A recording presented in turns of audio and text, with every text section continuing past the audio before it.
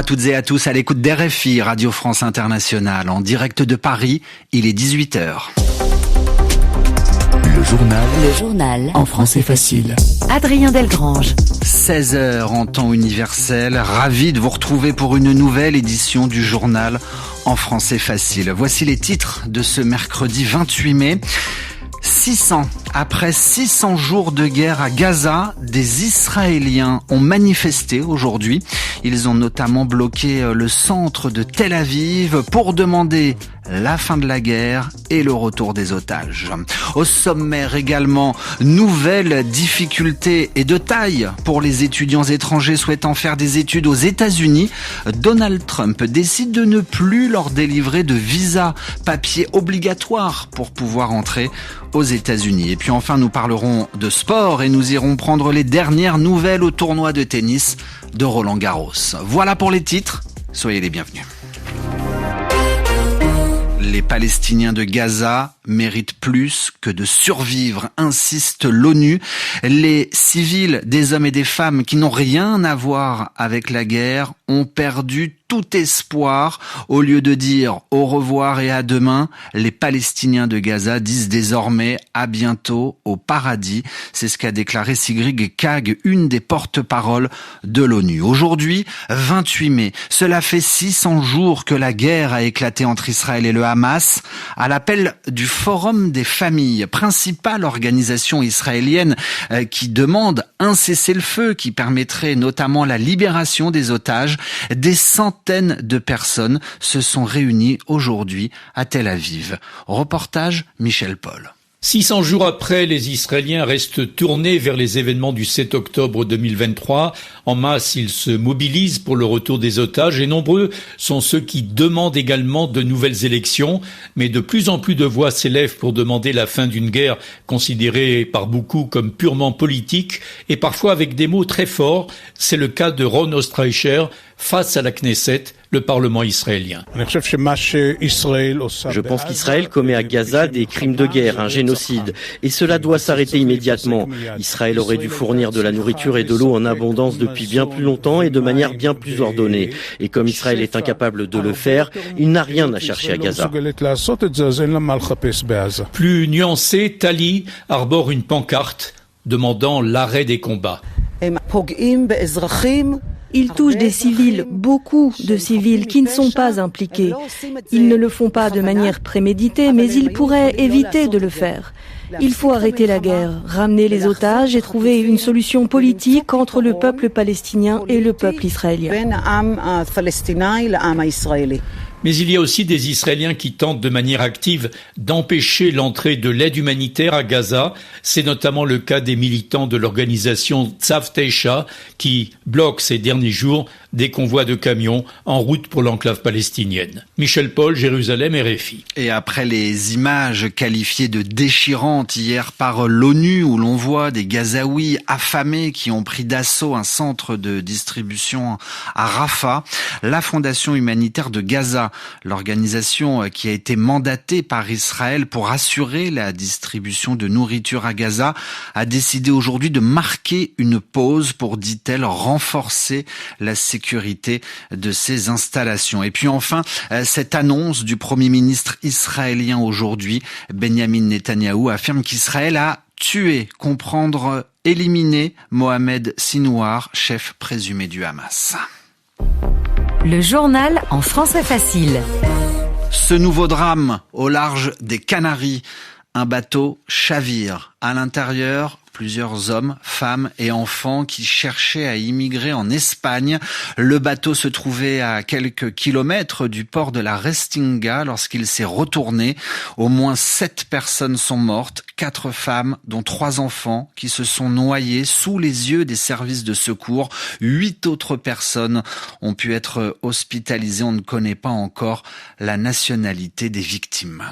L'actualité nous emmène à présent aux États-Unis, où l'administration de Donald Trump poursuit sa fronde, son offensive contre les universités américaines et plus particulièrement contre les étudiants étrangers qui voudraient venir apprendre aux États-Unis. Lila Olkinwara, bonjour. Bonjour Adrien. Dans une lettre datée d'hier, le secrétaire d'État américain Marco Rubio demande la suspension du traitement des demandes de visa pour les étudiants étrangers. Oui, cette suspension pourrait durer plusieurs jours et aux étudiants qui se demandent s'ils recevront leur visa avant la rentrée de septembre, la porte-parole du secrétaire d'État américain Marco Rubio répond « Suivez le processus normal et attendez-vous à être passé au crible ». En effet, le gouvernement américain veut conditionner l'attribution, l'octroi des visas à un contrôle complet des publications des étudiants sur leurs réseaux sociaux. Leurs comptes Instagram, X et TikTok seront scrutés à la recherche de contenus jugés menaçants pour la sécurité nationale. Une nouvelle étape par rapport aux mesures de contrôle actuelles de l'administration. Pour l'instant, n'étaient visés que les étudiants qui avaient participé à des manifestations pro-palestiniennes dans les campus américains. Alors Lila, cette nouvelle mesure pourrait mettre en danger les universités américaines. Oui, aux États-Unis, il y a plus d'1 million d'étudiants étrangers. Par an, cela représente plus de 43 milliards de dollars de retombées pour l'économie américaine et de nombreuses universités dépendent de ces étudiants à l'origine d'une part considérable de leurs revenus annuels.